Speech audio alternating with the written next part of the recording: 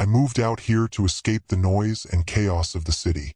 It was supposed to be a fresh start, just me and my family in a house surrounded by fields and trees, miles from any neighbors.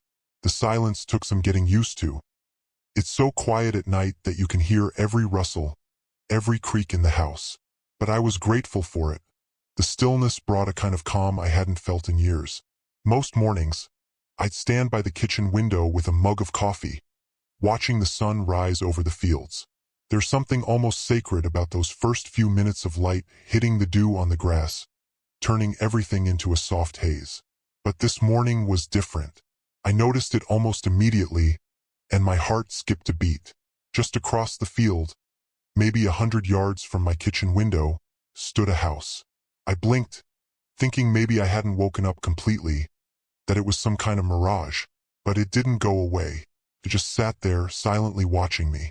The thing is, I was certain that no house had ever been there. I'd looked over this field every morning since we moved here, and I knew there was nothing but trees and open land for miles. But now, out of nowhere, there it was, a house that looked disturbingly similar to mine. Same general shape, same windows, but it was different. The paint was dark and peeling, the windows streaked with grime, as if it had been abandoned for years. I stood there, staring at it, feeling an uneasy chill crawl up my spine. In the days that followed, I couldn't stop staring at that house. It felt like a black hole, drawing my eyes toward it every time I passed by a window. I tried telling myself it was just another house, one I must have overlooked, though I knew that wasn't true. Curiosity got the best of me, and I started watching it closely, squinting to see inside through the dirty windows. I noticed something strange almost immediately. The layout looked just like mine.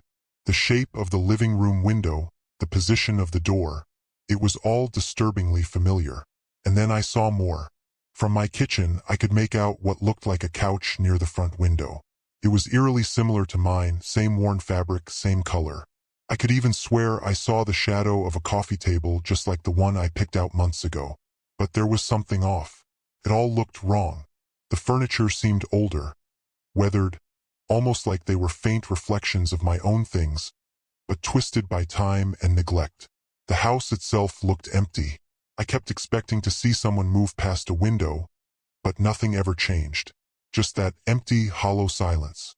Sometimes I'd stand by my window in the evening, staring at that house and wondering who, or what, could live in a place so broken and still.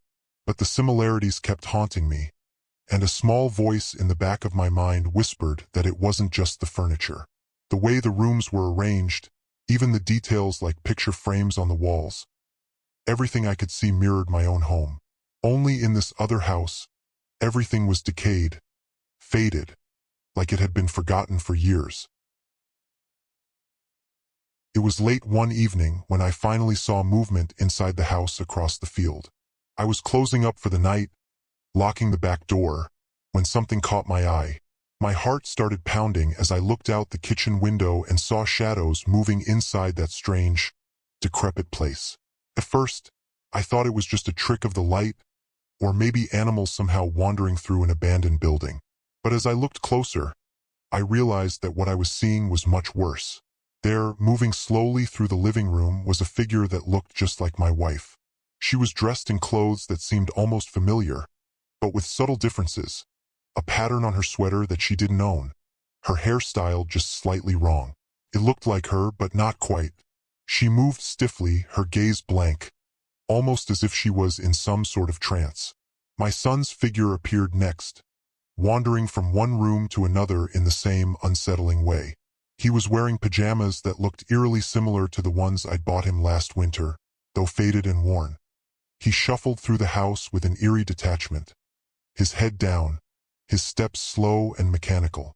And then I saw myself, another version of me, sitting in a chair by the window, staring out with the same vacant expression as the others. The movements were familiar but hollow, like someone going through the motions without any life behind their eyes. They weren't doing anything out of the ordinary, just small, routine actions. My wife setting the table, my son sitting on the floor with a book, my own reflection reading something I couldn't quite see. It was almost like they were playing at being us, imitating our daily lives in some twisted parody. I felt frozen, a chill creeping up my spine as I watched them. It was as if this version of my family was stuck in a memory, a looping scene where they reenacted moments I recognized but couldn't place. And the worst part was that they didn't seem aware of me, or of anything at all. They just kept moving, detached and robotic, as though they'd forgotten how to be human. Each day, the line between our home and that other house seemed to blur.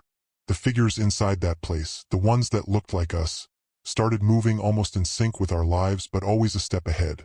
They'd sit at their table moments before we sat down for dinner, or start turning off lights just before we went to bed. It was like they were predicting our every move, playing it out seconds before we did. I tried to ignore it, to brush it off as some elaborate trick of my mind, but the strange occurrences didn't stop. They got worse. One night, my son came to me, pale and trembling, saying he'd seen himself outside his bedroom window. He told me he'd woken up to a tapping sound, soft but persistent, and when he looked, there he was, another version of himself, staring in, eyes wide and empty. His sister said she'd seen her own reflection out there too, watching her through the glass with a hollow gaze, like a lifeless puppet. The nightmares started soon after. Both my kids began waking up in the middle of the night, crying about shadows that looked like us, lingering just outside their windows, calling their names in low, distorted voices. They'd say the figures didn't move, just stood there, watching, with mouths open as if they wanted to scream but had forgotten how. I didn't want to believe them, couldn't. But then the whispers started for me too. Sometimes, just as I'd drift off to sleep, I'd hear faint voices calling from across the field, the sound carried on the wind. They'd call my name over and over, in voices that sounded so much like my own family but twisted, wrong. At night, it was hard to tell if the voice calling me was inside my head or coming from that house, urging me to come closer, to cross the field and join them. I started dreading the dark. There was no escaping the sense that my life was being pulled out of me, like the other house was reaching across the field, inch by inch, trying to take something from us that I couldn't see or understand. One night I couldn't take it anymore. The voices, the shadows, the way that other house seemed to breathe with life in sync with mine. I had to put an end to it. I slipped on my coat and stepped out into the cold, the moonlight casting long shadows over the field as I made my way toward the darkened house. The air felt thick, like it was pressing against me, warning me to turn back. But I kept going, my heart pounding as I reached the front door. The door creaked open with a slow, unsettling groan, and the smell of damp wood and dust filled my lungs. Inside, everything was just as I'd seen from a distance. A twisted, aged version of my own home. The furniture was mine, but older, worn as though it had weathered years of neglect.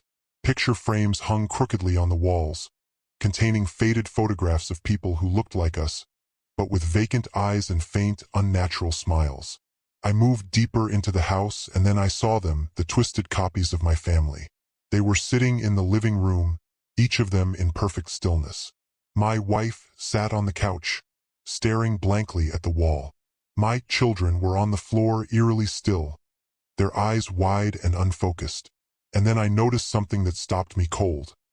There was another version of me, standing at the far end of the room, gazing back at me with a hollow, empty stare. The air seemed to thicken, and the room felt like it was bending, warping around me. Time started to blur. My footsteps echoed strangely, as if I was moving underwater. The figures began to move, following my every action, their movements mirroring mine in a distorted, sluggish way. I tried to speak, but the words came out muffled, absorbed by the heavy silence. And then I felt it. A pull, a strange, irresistible urge to take my copy's place. It was like the house was reaching into my mind, whispering to me, telling me that this was where I belonged. My legs felt heavy as if rooted to the floor, and I could see my own reflection fading, my features blurring into that vacant, hollow face staring back at me. In a daze, I stumbled out of the house, the night air hitting me like a slap. I ran across the field, not daring to look back until I reached my own front door. Everything looked the same. The familiar walls, the lights, the warmth. But something felt wrong, like a dream you can't fully wake up from. As I stood in my kitchen, looking out across the field, I saw the other house, still sitting there in the moonlight. But this time it looked different. There were no figures moving inside, no shadows at the windows, just an empty, silent husk. I tried to shake off the feeling, but deep down, I knew something had changed. When I looked at my reflection in the window, I didn't quite recognize myself. It was as though I'd left a piece of myself behind in that twisted house, and now I was just a reflection of what I'd once been.